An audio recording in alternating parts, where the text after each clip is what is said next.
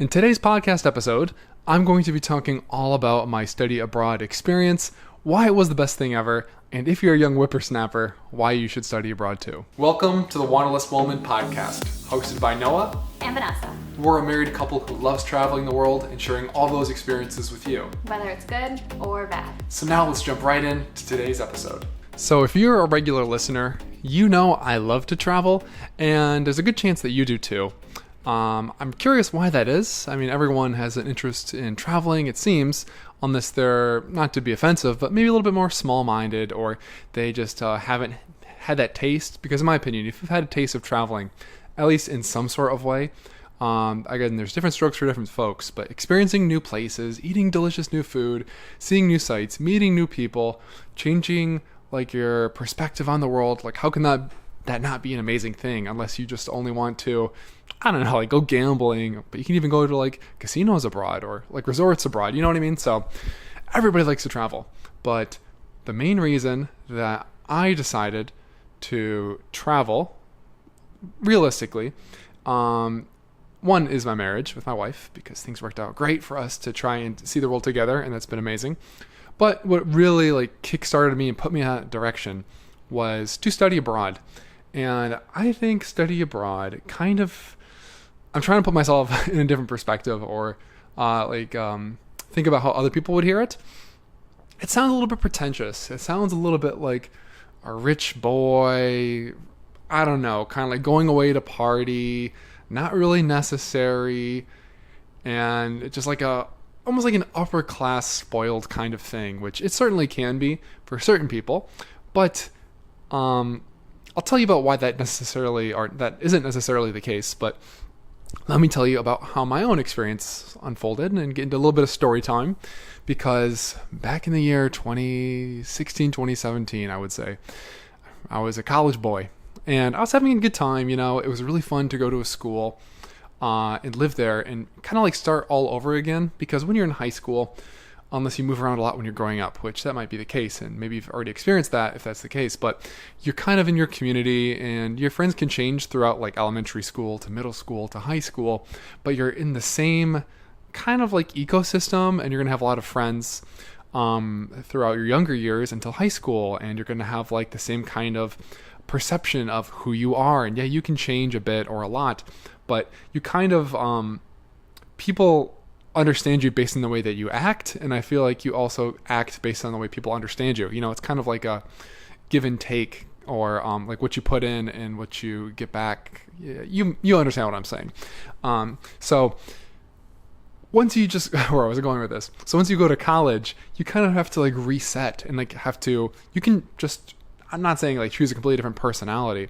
You're going to, of course, still be you, but you can kind of like redetermine what people expect of you, or like how you want to necessarily like deal with certain things, or just kind of like your social dynamic. I would say you can kind of like make new ones with new people, and that could be really interesting, because when I was in college, sometimes I would want to hang out with my friends from college during the summer, and my friends from home, or my friends from home would visit me in college, and they kind of like see you in like two different shoes, you know, and you see like that you are in two different shoes, when maybe you're like, oh man, I kind of act a little bit different with my friends from home versus my friends from school, or we have different inside jokes or different hobbies, different like nostalgic memories we reflect on, you know?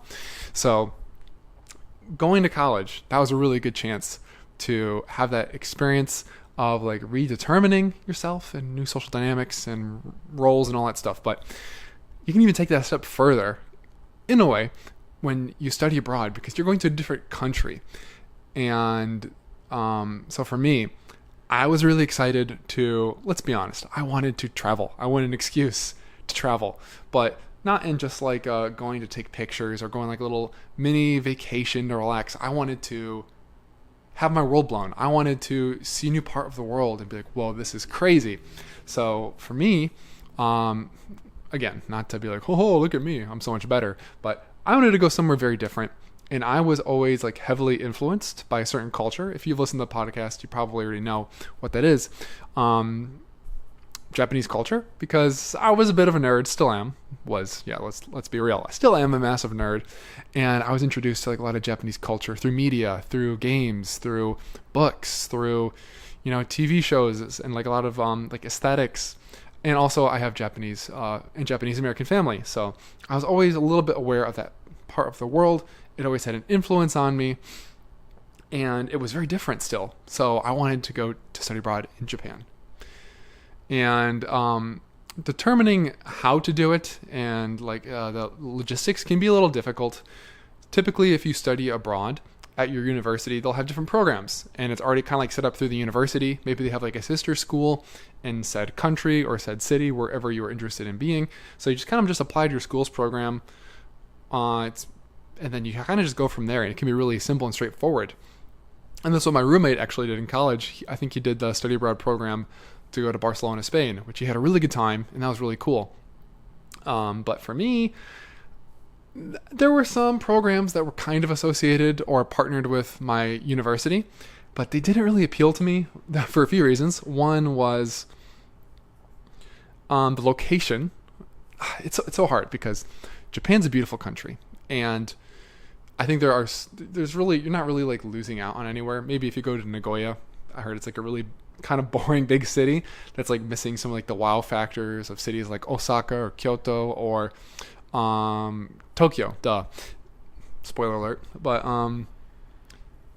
the place that was listed to study abroad for my university, it was a town called Beppu, which is in the island of Kyushu, which isn't even like on the main island. What is it called?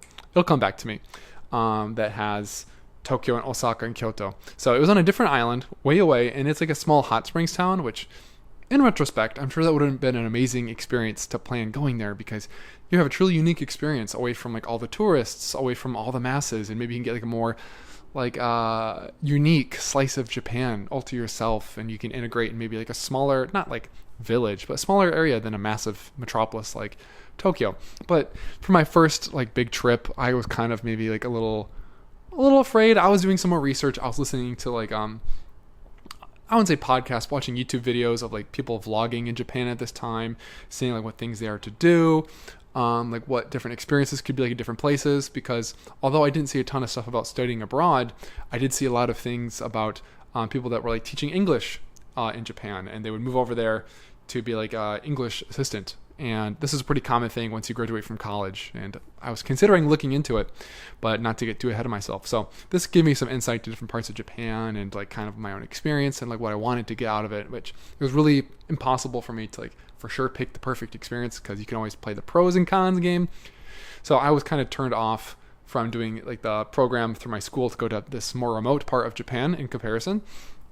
And also the way it lined up with the school year was, I think a lot of the Japanese schools, they have a slightly different like vacation lined up. So obviously in America, like we go back to school pretty soon after New Year's Day. But from the ones I was looking at in Japan, they started up, I think it was like February, and they carried on later. So it kind of would have left me in this awkward situation where I would have been going to school later or hanging out at my home for like another month or two.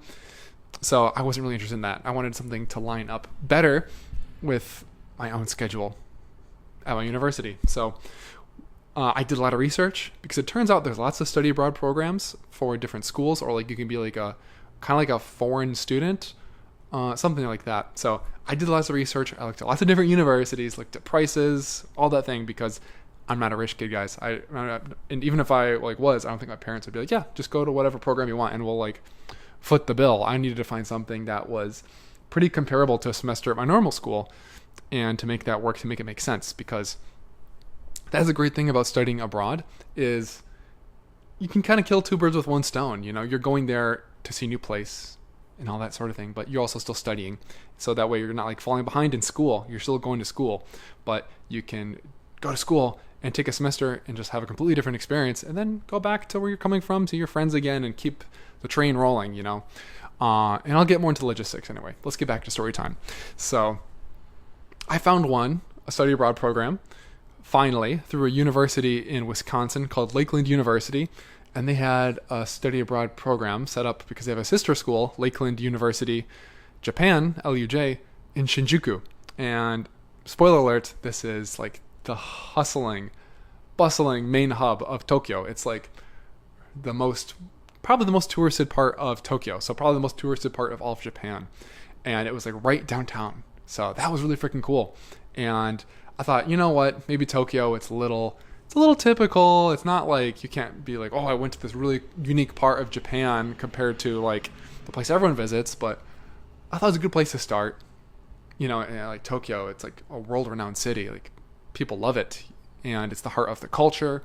And I figured you can always like go out and like, I don't know, explore areas around Tokyo, which I did. And then that can be your hub, which that's really cool. And I didn't have lots of big city experience either. So even like living in a city of 30 million plus people, that was a really exciting proposition, So I did lots of legwork. I reached out to the school. I was able to like apply through my own college and through their college. I had to do like both, I guess.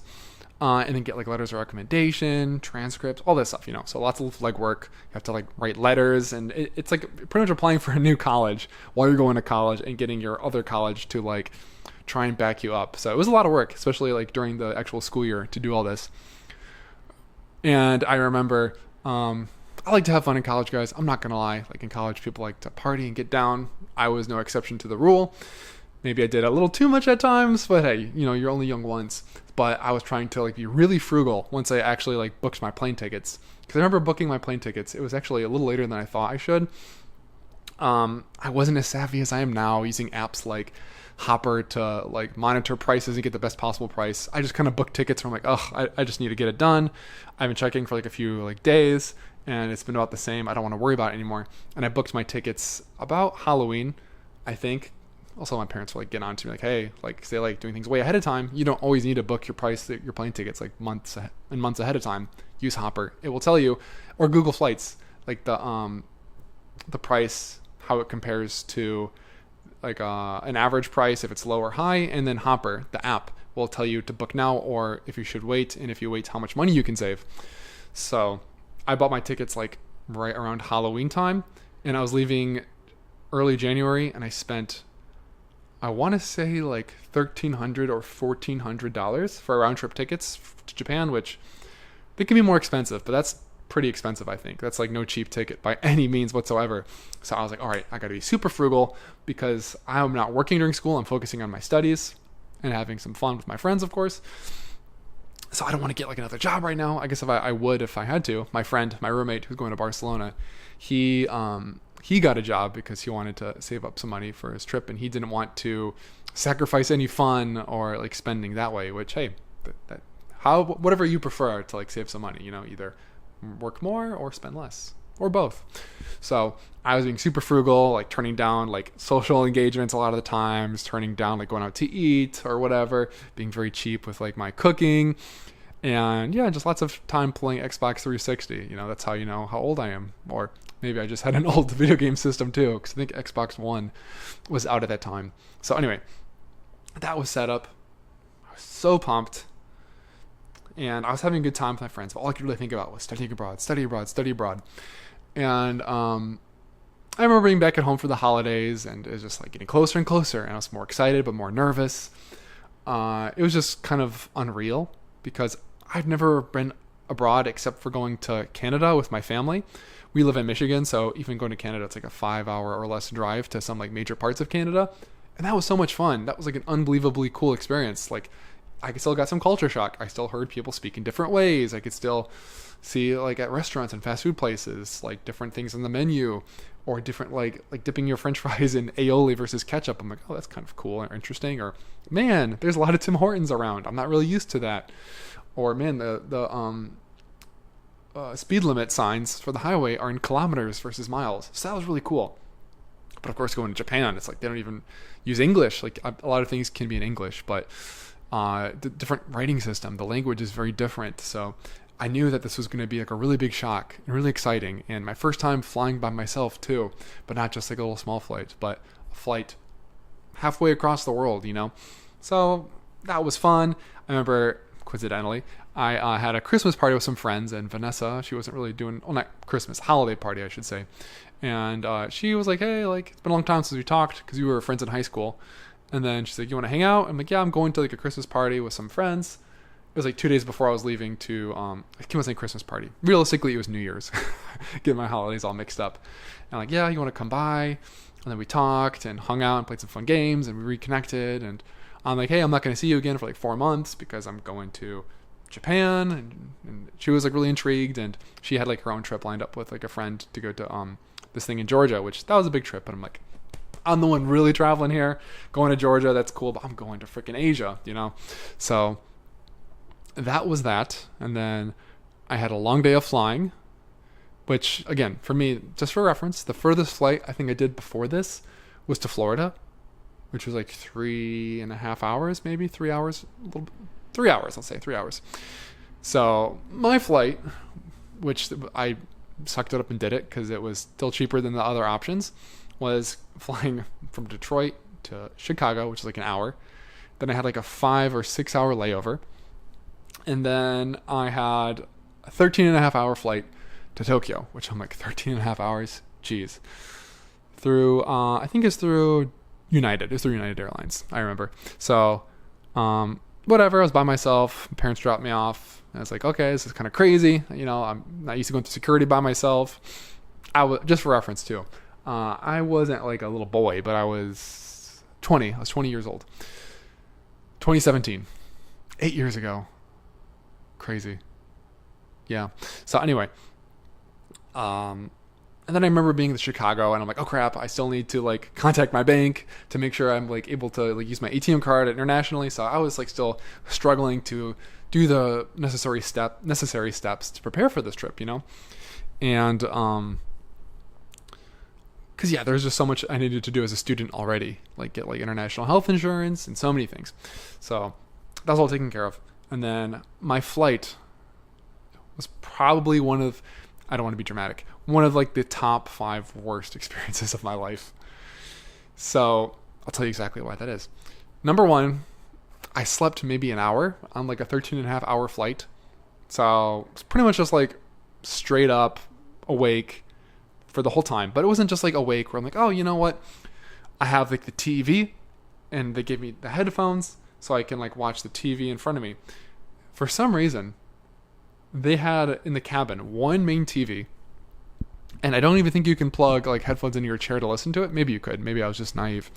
And it had no audio, and all the subtitles were in Japanese, which makes sense because there were a lot of Japanese people on the flight. I remember hopping on like the flight from Chicago. I'm like, wow, like I'm like the only white guy here, one of the only white guys. Which hey, fair enough, you know.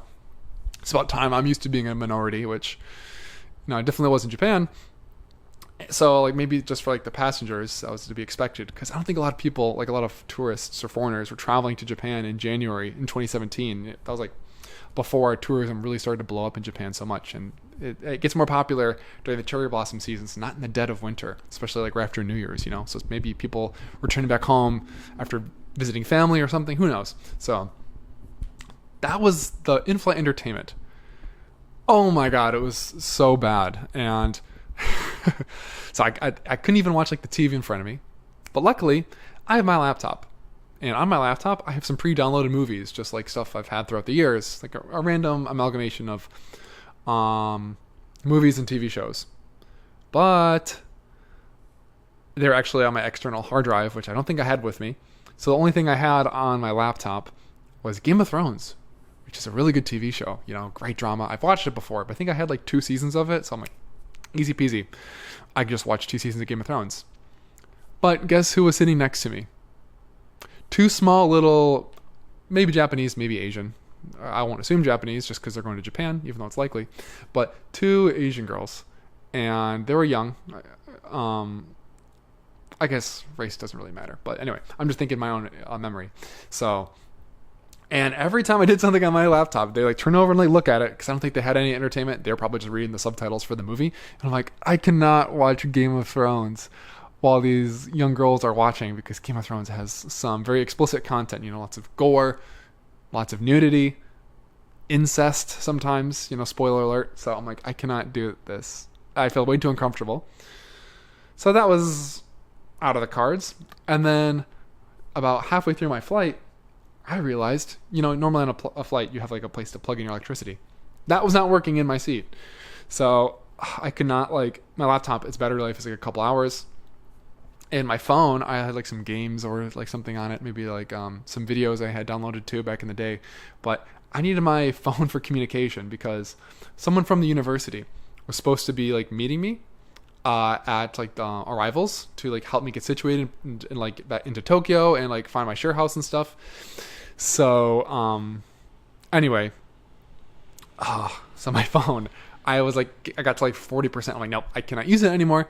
It's going to die too quickly. I don't want to be screwed over and not like be able to communicate because then I'm just effed, And I didn't have data on my phone or anything. So like I need to build these Wi-Fi and stuff. So whatever. So I kind of just like sat there and like stared at like the chair in front of me, tried to fall asleep to no avail for like 11 hours. And it was pure hell. I'm not going to lie. It was terrible. It kind of traumatized me from flying. So every flight I have like since then has been like a piece of cake because I'm like, that was such a mind-numbingly boring flight. And I've seen like trends on TikTok where people are like, all I did was I just like looked at the flight map the whole way there. And I'm like, oh, good for you, if you can do that. But for me, that's like torture. Like obviously real torture is probably a lot worse, but torture of the mind, and torture of the soul. So that was absolutely horrible. So 11 hours later, or 13 and a half total travel day of like 20 hours, which I could not believe. I was so jet lagged and destroyed later. But I arrived in Tokyo. I go through immigration, which I have no idea how to really do that.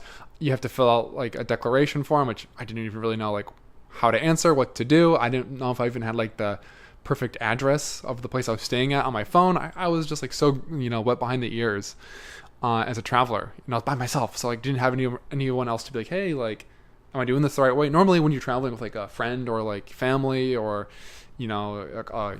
your significant other, you can kind of talk through these situations, but I'm like, I have really no idea what to do. So I asked the pilot and he kind of like showed me like what to do, kind of what you need to fill out, because he was coming through the airport at the same time as me. And I'm like, oh, like maybe because he's like a professional, he does this a lot and he can help me out. So immigration line took forever.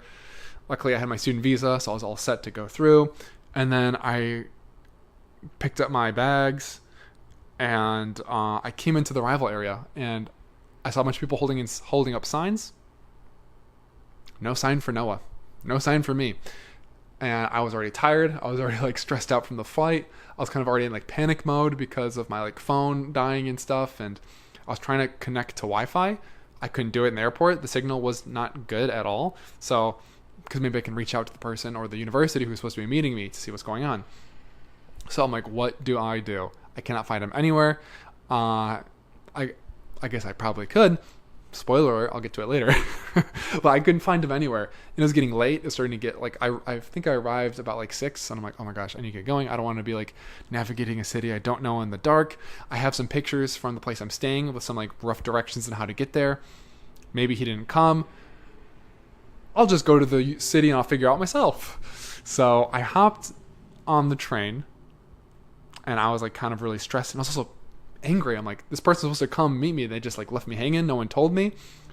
So I sent them an email. Well, first of all, I hopped on a train, which I thought was the right one to Shinjuku, because I bought my train ticket to Shinjuku, because I'm like, that's the part of Tokyo I know I'm staying in, because that's where my university is, and my share house was like, luckily for me, like a 6-minute walk from my university. So what I did is I bought a train ticket one way to Shinjuku from the airport.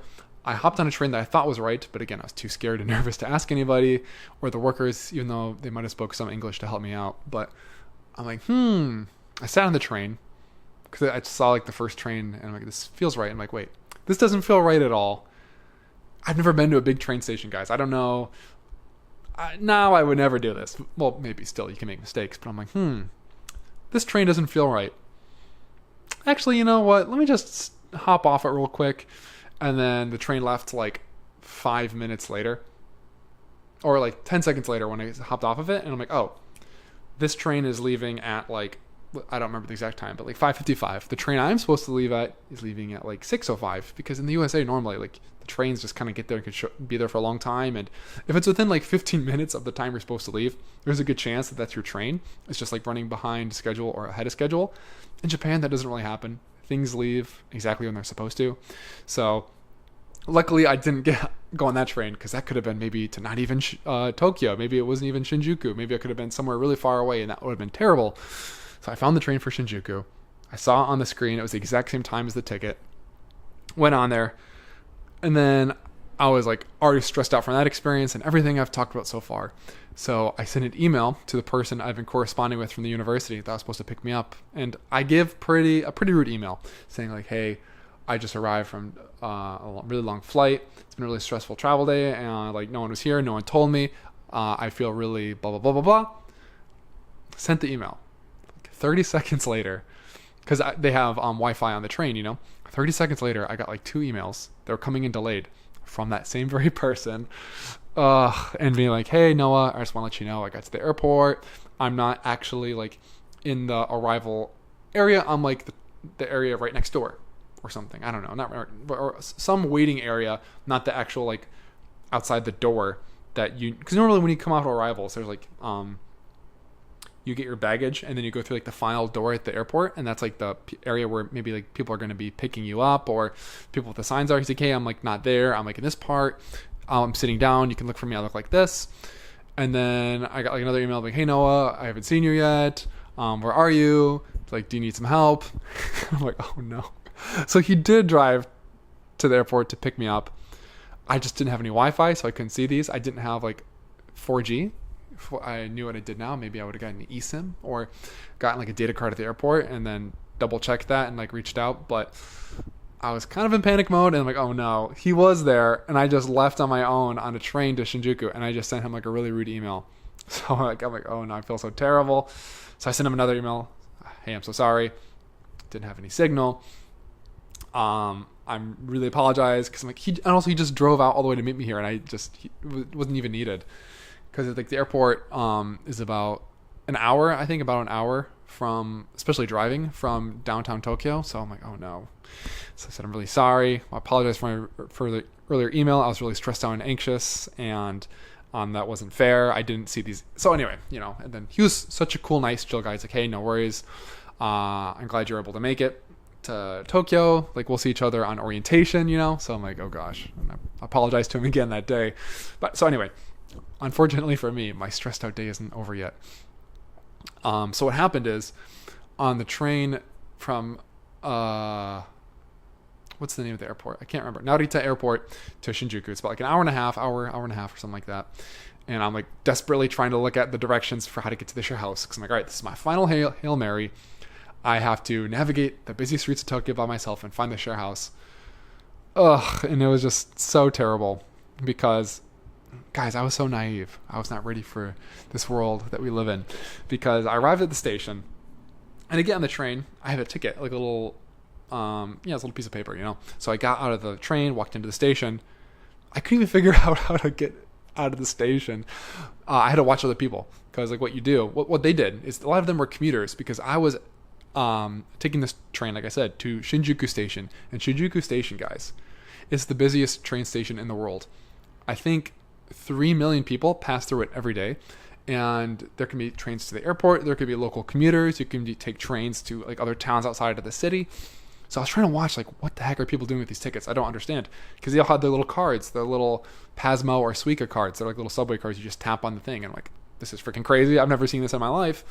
Not in any of the cities I've been to.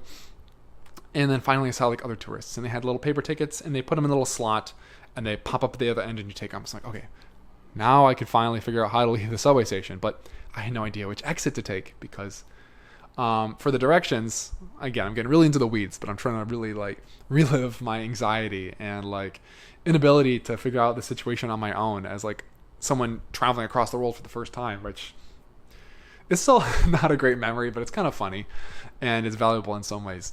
So, because where I was, Shinjuku Station, it's massive. You have like 2 parts above ground, and they connect again underground. But all the exits that they were giving me for the directions, this was for like the part of Shinjuku Station that's on the other side underground. But I already came up and put my ticket in, so I couldn't go back to the underground part to connect to the other side. So I was kind of stuck on this other side of Shinjuku Station, not knowing where to go. I had no internet to figure it out, because I was trying to use some Wi-Fi from the station, but I couldn't really log into it. I think I had like a password or something. So I call my parents and I'm like, I have no idea how to get to where I'm living. The good thing is I'm in the neighborhood of Tokyo. I was able to figure this out. And I'm like, maybe I'm sorry, I'm using some international minutes, but I think I should just call like the manager or like the head of the share house. I was staying at a share house, and he can come and like help me. And they're like, yep, that sounds good. Whatever. Like I'll recompensate them for the minutes, the international minutes. Super short conversation. So I called the number for the share house. He answered. His name was Daisuke, and I was speaking really fast because I was really anxious. And Daisuke speaks good English, but not perfect. So he's like, "Sorry, can you just slow down and speak a little slower?" And I'm like, "Yeah, I'm sorry." And I told him where I was. He's like, "It's okay. I'll come get you." And I'm like, "This is what I look like." And then he found me, and he's like, "Oh," he's like, "Are you Noah-san?" I'm like, "Yeah, it's me." And then I was just so like, it is embarrassing, but this only happens to you when you travel, especially like on your own and figure things out. It's like a young, not just young person. It can happen to older people too, but just like inexperience with some different ways of the world. So I met Daisuke. He walked me back from the station to my share house. I got all checked in. He showed me my room, and he's like, "Noah, let me take you out to dinner." And then funnily enough, he brought someone else that was staying at the share house who, he played a little prank on me, which it was funny and it was good-hearted. I guess I was like too tired to like even appreciate it, because he was another not foreign exchange student, another person studying abroad through college, and he was Asian. But in our share house, there were also some Japanese people living, so it's kind of like a cultural exchange going on. So some people might be students, some people might be living and working, some people might be living and working as like an expat or a Japanese person. So that was a really cool dynamic. But I thought he was a Japanese person, and he was playing a prank on me where he was like only speaking in Japanese to Daisuke and speaking to me in broken English. And then later he's like, "Oh yeah, I'm not Japanese. I'm actually from New Zealand." So anyway, funny little prank. I was like, my brain was too fried, and I was too like post like anxiety, freaking out about how to figure this out to even like really realize what was going on. And then so this is my first day, a very memorable one, but not like the highlight of my life, And then so anyways, we went to a place, and I just remember walking around the streets of Tokyo like, what is going on? It was like a busy night, so many smells, the city lights, just the little alleys, all the restaurants. It was just like a completely different world. I'm like, where am I? And they just showed the restaurant that they liked, and they kind of like recommended some stuff on the menu. And I remember sitting down, I'm like, oh, Daisuke's a really nice guy, really friendly. He's kind of like a really funny laugh, good sense of humor. He really loved American culture, and he loved New Orleans, Louisiana, like the most. Like he loved it. He like said, I wish I could live there one day. He's visited like multiple times, and I've never been to New Orleans. If I go, I'll do it for you, Daisuke. I'll do it for you. Anyway, and then we're just sitting at a restaurant, and then he's like, all right, Noah, you ready? You know what you want? I'm like, yeah. And he's like, okay. Sumimasen! And I'm like, what's wrong with this guy? He's just yelling like at a restaurant like this? Because in America, that's so rude. And then the waitress is like, hi, and then comes walking over, and I'm like, what the frick is going on? Because in America, you gotta do one of these like, excuse me, don't make a scene, don't yell, and normally in Japan that's like part of the culture, but there you can just yell for the waitress. Like obviously don't be like sumimasen or anything like that, but if you raise your voice and call for them loudly, I still have a hard time doing it. And I've traveled to Japan a few times since then, and of course I stayed there studying abroad. And then so that was like culture shock right from the first day. And then we ordered some food, hung out, went back to the share house because I was freaking exhausted.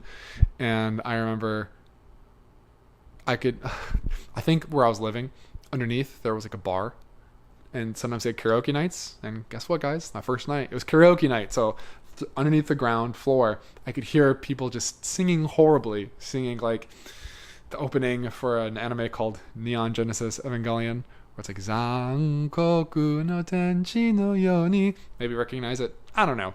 And because it's like a really popular Japanese karaoke song, and it was just so bad, and I'm like, I just want to sleep. What am I doing? Did I make a mistake coming here? This was such a traumatic day. And I remember waking up the next day, and my room, It was literally like the size of my living room. Like, not even joking. It was so small. And it already looked small in the pictures, but I think they might have used like a fisheye lens and took it from like the very upper corner of the room to make it look as big as possible. It was tiny. I needed to like roll up my tatami mat, because that's what I slept on, a little tatami mat. Or not tatami mat, sorry, futon. It wasn't tatami. I wish it was. I slept on a little futon, which is pretty thin. It hurt my back a lot at first, because it's kind of just like a little thicker sleeping bag you sleep on. But it's actually really good for your back, I think, like overall. And luckily I chose a room with like a little bathroom. And the price is like $600 a month, which for downtown Tokyo, it's not bad at all, you know. I would stay there again for like the memories and the fun, even though it was very cramped. You know, I just had like my big checked bag like on the floor by the door where you walk in, and there's like a raised level where I was sleeping, and then I didn't have like a ton more room. I had like a little tiny table that was like 6 inches off the floor or something, and then the bathroom was pretty small, which that was nice to have. And they had communal showers or like shared showers for the share house, which that was fine. And then there's a common area with like a kitchen and like a little living room, so you could cook there and like hang out in the living room, play some video games. There was like a guitar. Sometimes like you'd mingle with other people in your share house. And they had like laundry, which your laundry, if you did it in like your unit, which I always did, you had to like either use a tumbler, which didn't really fully dry your clothes, and then hang them up outside, which in the winter it's not very like effective, especially if it's really cold, you know. So anyway, that was my first day. And the next day, I remember, like, what am I doing here? Didn't make a terrible decision. This is like, I'm gonna be here for 4 months. Like, this is kind of crazy. I don't know anybody. I just know like Daisuke and this other guy. Luckily I had orientation in like a couple days, because I got there a couple days just to get like acclimated, you know. And then I'm like, I can meet my like fellow students. I can meet some people that work there. Maybe have that community aspect. So, and for orientation, I'm like, I can't wait to meet all the other study abroad students. I was literally the only one. for they're taking pictures for like your ID, your student ID, of course, and also for it's not the roster, I don't know, for like the records of the school. I'm like, all right, like, to have the study abroad students, no Budri. I'm like, oh my gosh, I'm the only one, which was fine, because the interesting thing about my school was it was a Japanese university, or it was an American university in Japan, so all the classes were taught in English. I think maybe it's for like some students who they wanted to study more in America, who were Japanese. So the classes were like, I'd say 70% Japanese, 30% foreigners, or expats. Not expats. Foreigners. Foreigners is fine. So there was lots of people who were like living in Japan with like a student visa, and like actually enrolled in this like 2-year university, which that's a really cool way to stay in Japan if you're a younger person. You know, go to Lakeland University, or what's the other one? Temple University. And you can study there and come back to America, or maybe get a job in Japan once you're done, once your student visa's up. You can only get like an associate's. I don't think you can get like, I think at Temple you can get a bachelor's, but at Lakeland you can only get an associate's, which, hey, I was just going to take these credits towards my bachelor's back at home, so it worked out great for me. And then some of like the upperclassmen gave us like a little tour of like Shinjuku and showed us some things, and that was fun and cool. But then after that, I'm like, oh, like I met some people. But I literally don't know like anything here. I'm still so jet lagged, and I was falling asleep at like 7 p.m. and then waking up like early as crap. Like, I don't even know what to do with myself. I was too afraid to like go out to like restaurants by myself and order, because like I don't speak like hardly any Japanese. I did some practice before I went. Believe it or not, I actually thought I was fluent, which is so embarrassing, because I did like an app called Memrise in Duolingo, and I'm like, oh, I can use like every phrase for every situation. I'm fluent in Japanese. Like, no, it's not what fluency is, obviously.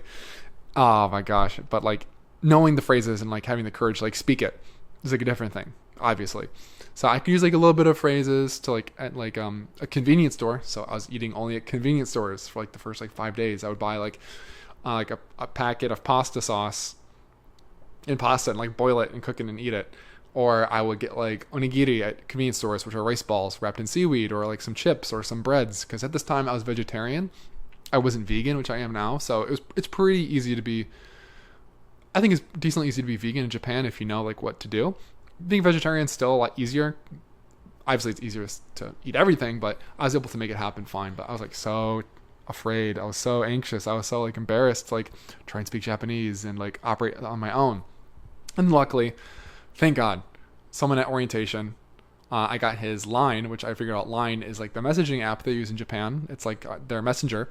And then I got like another foreigner he's also American. I got his Line, and he's like, hey, like he was an actual student at the university I was at. And he's like, hey, what are you doing this Friday? And I'm like, oh, nothing. Please, let's do something. And then he's like, yeah, like, I'm going to, like, if you want, I want to go to this neighborhood, Ikebukuro, to, like, go and check it out. I've been to Tokyo a few times, but I've never been to this neighborhood. Or there's something I want to do there. I can't remember what he said. He's like, you want to come with me? And I'm like, yes, please. Because just, like, going out on my own, like, later on in my trip, I went off on my own plenty. And it was amazing. And it was so, but I didn't have any confidence. I didn't have any foundation. I was like, I don't even want to go back to another subway station in my life because I can't figure it out. So he showed me, like, his name was Yu, and I'm still friends with him now. I actually visited him last year with Vanessa, and that was so much fun. I hadn't seen him in like 7 years, and we hung out in Shinjuku again. We got some drinks, we got some food, we walked around, we talked, we caught up. It was like jumping like 7 years ago into the past, but we'll bring in my wife Vanessa in, and we all got along, and it was such a great thing to like see and reconnect him, because I was just so thankful for someone to like take me under their wing a little bit. He was a few years older than me too. And to show me around and like take off this pressure of like doing everything on my own all the time. So we went to Ikebukuro and we took the train there. He showed me how to get like a Suica card, which again is like used to like quickly scan in and scan out and like how to pay for it. And I was able to like ask him lots of questions and like have a good conversation. We walked around, went to like I don't remember if we went to a mall. And there's a really cool mall there called Sunshine City in Ikebukuro. It's kind of like Shinjuku, but a little less busy.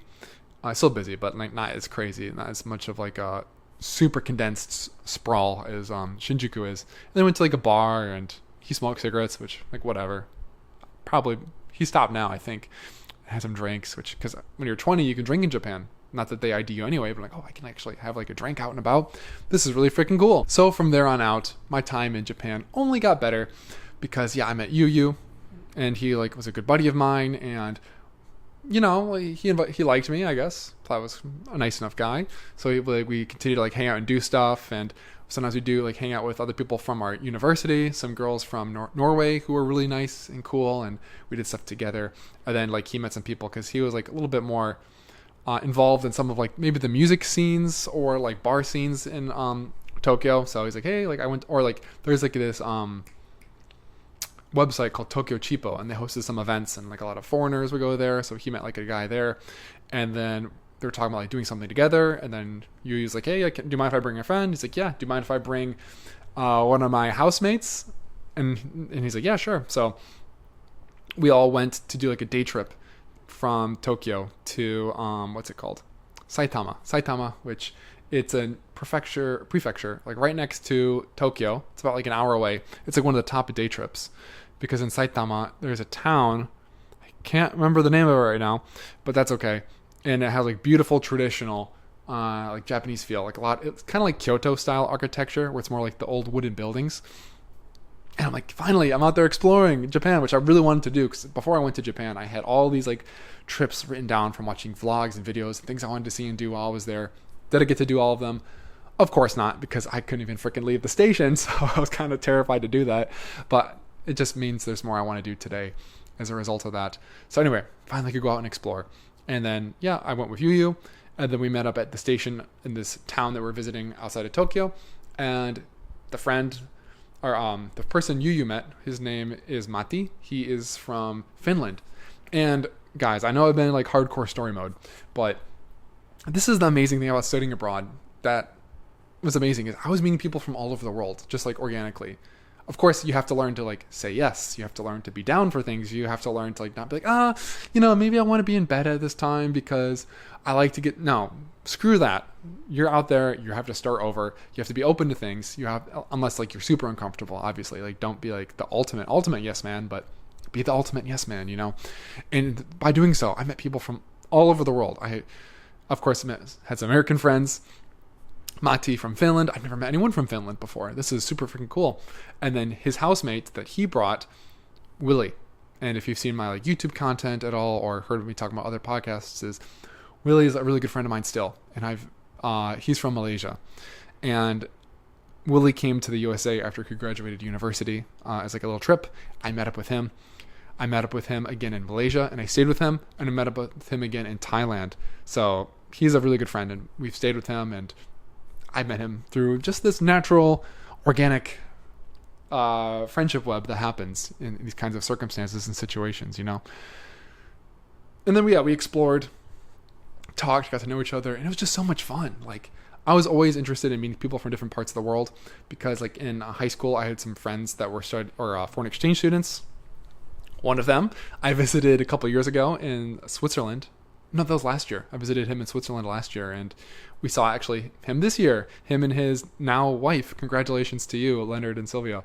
So anyway, it's just like, wow. I just love the way the world works and meeting people and having friends abroad, and it's just so beautiful and magical. So studying abroad really provided that. And then I met some friends through my friend Gregory, who I said, again, played the prank on me. And he's like, hey, the New Zealand guy that was acting like he's Japanese. And he said, hey, sometime we're going out to do this thing, like with my friends. Do you want to come over to like our house or my friend's house and like meet my friends? And I'm like, yeah, of course. I'm going to be a yes man. I want to meet more people.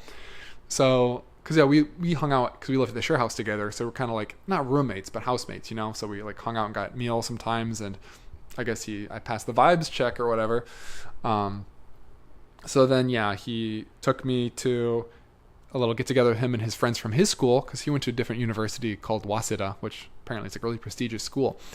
And I met a lot of his buddies, and he had a lot of really nice friends, a lot of Swedish friends.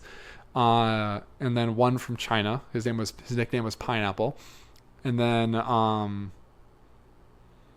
don't want to forget anybody. Oh, a French girl. She was really nice too. And I'd never met people from Sweden. Not really. No, I had a Swedish friend at my high school, foreign exchange student who played soccer.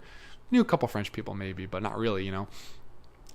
I actually knew someone from New Zealand too in my high school. But anyway, I was always so interested to like talk with them and like get to know them, and it's easy for me to become buddies with them. So like doing this like on my own again, in a different country, and because you all kind of have that in common, being foreigners. You like obviously you want to integrate and make friends with the actual country and connect with like Japanese culture if you're studying in Japan. But even like outside of that, just being a student, having that community and having that having in common being a foreigner, it's such a cool uniting thing that can make it easier to like talk to people and like gel well and like, you know, click with them. So that was really cool. And then I met one of his friends called Nico, and really friendly guy, and they were planning a trip to go to Sapporo, which is in the North Island called Hokkaido. It's actually kind of close-ish to Russia, and it's much more snowy. And they were going to like ice sculpture festival, but someone in their group like canceled, so they had like an extra spot. And then like we were talking for a long time. Then Nico's like, "Hey, so you want to come to Sapporo with us?" And I'm like, "Oh, yeah, sure. I'm gonna be a yes man."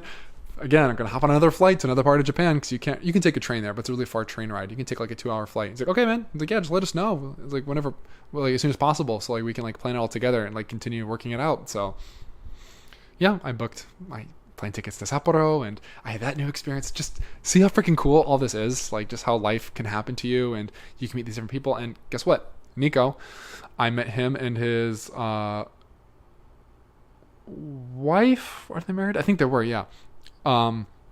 This last time in Tokyo, because I really liked him. You know, he's a really nice guy, and I really appreciate how he like, again, took me under his wing and like invited me to come to Sapporo, and we hung out and stuff still too a lot throughout the friend group and just us and stuff. So I wanted to meet up with him and introduce Vanessa to him.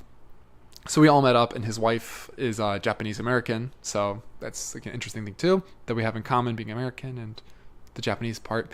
And they were just moving back to Sweden like a week or two after we were coming to Japan. So what a coincidence. And he's like, "Yeah, like I'm really busy right now, but I had to see you since you're back, you know." And that was really freaking cool. So anyway, besides that, let's talk more about like the amazing things about studying abroad, because I can go in story mode forever, clearly, and I'm sure more will pop up, guys. Tangents, you know, it's a podcast, you know, it's not like a brochure. We can go wherever this thing wants as long as we have some kind of foundation underneath it all. So I think the community aspect was just unbelievable, because when you travel now when you're older, you can still try and find community in some ways. A good way is staying at a hostel, but maybe people are like party, like always looking to party a little bit. Or as you get older, it just maybe doesn't quite line up. You don't want to be like the old guy at the hostel. Not that you'll be old if you're like in your 30s, but at some point, maybe you feel like you don't really connect to the people there. And then it's always like, oh, where are you going? Where have you been? But if you go there studying abroad, you have the community built in through like your school. Like you will be going to classes. You actually have that like structure.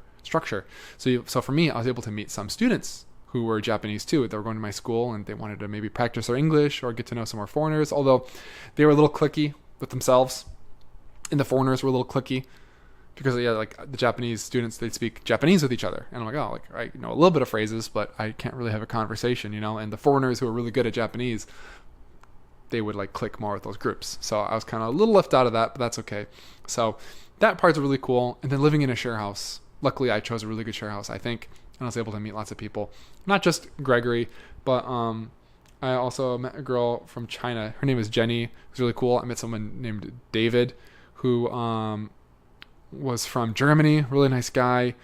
A lady from South Africa. Her name is Carmen. And so much more. It's just like so many people from different parts of the world, which I guess you can still do in hostels nowadays. But at that age, I was not really in that position before in my life. So that was really cool. And as you can see, I was just really young, and it can really open your world, because talking with people from these different parts of the world, hearing like their own values, seeing what they do when they get together, and like they smoke a lot of cigarettes, which people from Europe, which I'd never really partook in. So that's okay. And then just living, because like I'm going to be that person. It might be like kind of cringe to say I lived in Japan. You're like, dude, you were studying there for 4 months. I would say I lived in Japan because I had a life there. I had like a routine. I went to school every day, except for like the weekends and stuff, obviously, I had like my favorite convenience stores I would go to. I had like my regular restaurants. I like knew some parks like the back of my hand. It felt like I had a real life there, not just like a traveler life. And it made it so sad for me to leave. So sad. Like it felt like I was like a part of me. I was like leaving behind like against my will. After my 4 months was up. I wish I stayed in Japan for a year to study abroad. I really did. So if you can, do a year. Pro tip, guys. Pro tip. Sorry. Sidetrack. If you're considering studying abroad and you're younger, save your electives for it. Because maybe if you're studying science, you might not be able to take some of your upper level science classes. Because that's my problem. I studied abroad my junior year of college. And I was studying biomedical science. So at that time, I needed to take biochemistry. I needed to take organic chemistry. I needed to take neuroscience, some really high level stuff. Well, relatively for your undergrad. Not that I was freaking Albert Einstein or anything over here. But I used up so many of my like general electives like earlier. So what I had to do was I had to take like my base level, the rest of my electives, and then take all my hard science classes like my senior year. So that meant for a really difficult senior year, lots of difficult classes altogether, which was fine. I don't mind. And like a lot of the concepts they kind of did like overlap. So it actually was kind of like a really cool holistic way to learn science. Although like lots of studying was required, but that's okay. So if you do it, save your electives maybe for your study abroad and just use them all up that way. So yeah, I mean, if you're going to learn like sociology, learn in a different country. Why not? Might be cool. If you're going to learn history, learn in a different country. You can maybe get another perspective as well, which that was a really cool thing. Was I took a class at my university called, it was like USA and Japan like relations, because I'm like, why wouldn't I want to take this with Japanese people to like get a completely different perspective? And I did, and it was so interesting. Because in one of our lessons we talked about like World War II and the nuclear bombing, which that's like one of the most controversial events in history. And like as an American, like even walking around Japan like thinking that happened, I'm like, do Japanese people hate me? They don't. They've looked past it, and they don't like hold it against like Americans now. I think they look at like the period of the world differently. But they still have like lots of opinions, and like Japanese people typically are more reserved about giving strong opinions about things. But one of the classmates did, and a lot of Japanese people aren't happy with like the current. Like a lot of people, they look at America like big brothers, because our military, in essence, is like their military. We protect them, because after World War II, like they disbanded their military and like they're not allowed to have it. But a lot of Japanese people don't like that. They don't like being like completely under America's thumb. They want to have their own their own determination, I guess, understandably so, but Japan was acting crazy back in those times. They were being super imperialist and like going to war with everybody, and I think very nationalist mentality. So not that what America did was good, but it's just kind of like just looking at things under perspective and why things maybe played out the way they did. So anyway, it was just so interesting to hear like my Japanese classmates' perspectives on this and like the passion that they talked about sometimes with like, I think we need to go back to like the Meiji era, like which was the Meiji Restoration, where Japan like stopped being isolationist and started to become like a serious, like strong economic militaristic country. Not that he was saying Japan needs to start being imperialist again, but to like be a strong national, kind of like how China is in a way, but like be the Japanese version in a way. Maybe that analogy is a little off in some ways, but you get what I'm saying. Anyway, so that's just so cool to like get that perspective that way, which I would never really get back in America. So now, of course, what's another really big pro of studying abroad? You can learn a language. Like obviously I'm not fluent in Japanese now, and I think if I lived in a different part of Japan, I would have like progressed more linguistically. But you can maybe take like that language as part of like your coursework. So I took Japanese as part of like my coursework, and you actually are living in a place where you can practice it daily. How cool is that for 4 months? So I try to practice my Japanese when I could. A lot of it, admittingly, was just like ordering food or getting around, asking for directions, asking how much things are, asking people what they think about certain things. And I would practice in like bars and stuff, talking to people, and I actually like made a lot of progress with my Japanese, which you can make and like be in an actual like environment where you can like put it to use and be inspired. It's like, I want to be able to communicate with people. Because for me, that's the biggest inspiration for learning language. Like, yeah, it's cool to learn it as a skill and work your mind and be able to have it in the future. But being able to have it as like the means to communicate with people, like in your actual life now, that is the biggest motivating thing. Recently, this year, I went to a Spanish school in Guatemala. And it was so great because the actual place I was staying at, I did a homestay, and then I also stayed in an Airbnb with like a Guatemalan family. And they spoke enough English to like help me out if I needed, but we all spoke in Spanish. So I'm like, I really want to be able to communicate this or ask them about this. So that really like motivated me to like learn a certain phrase or learn the correct grammar for this, or so I could understand them speaking it too. And those are like the most motivating things for languages, connecting with actual people speaking that language. So yeah, just studying abroad, whether it's Japan or wherever else, unless you go to like Australia or Canada or something, or Britain, of course. It just gives you a great opportunity to like learn the language to a greater extent, And then yeah, I'm still friends with a lot of the people I met today. So it's like these are great friendships that I have like around the world, because of this beautiful experience of studying abroad. And also, what I think is really cool is you're a student, so you have like the that community part, you have that part of your schedule and routine, but you have still so much time. I also have to speak from my own experience. My university, compared to the one back at home, it was very easy. So of course I still had to do homework and like I had tests and stuff, but it wasn't nearly as like demanding hour-wise, because like the courses I were taking were a lot easier too than my upper level science classes at this time. So I had so much time to just like be like with my friends, like, hey, after class, do you guys want to go to the bar? Or hey, after class, do you guys want to explore this neighborhood? Like, it seems interesting to me. I saw this restaurant online. Do you guys want to check it out? Or hey, I'm leaving Japan in a couple months. I want to go on some trips. Do you guys want to join? I did this stuff all the time. I wish I did it more. And then you can kind of like take your time to visit some of the really popular tourist sites in the city, because Tokyo is just a massive city. Each neighborhood is like a little mini city, to be honest. So I'm like, this time I can, like this weekend, we're going to Asakusa and we can see the famous Sensoji Buddhist temple and the beautiful red, like, not Torii Gate, but like red Buddhist gate with the Kaminamiron, which is like the red lantern. And it's really traditional, more historic Tokyo. Or this neighborhood, we can go to Shibuya and check that out and like see the crosswalk and so on. You can do more and more and more.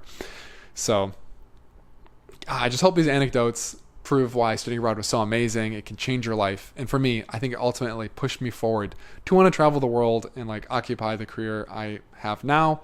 Although maybe it wasn't the best for someone wanting to be a physical therapist at the time. But, I think I'm truly happy chasing what I am now and trying to live this life and see more of the world. And who knows if I would have been as inspired as I am if I didn't study abroad back in 2017 in Tokyo. So I could speak so much more about this. I think I'll do more stories about why I love Tokyo, things to do, and just Japan in general. But thanks for listening to this episode of the Wanderlust Wellman Travel Podcast. See you next time. Peace.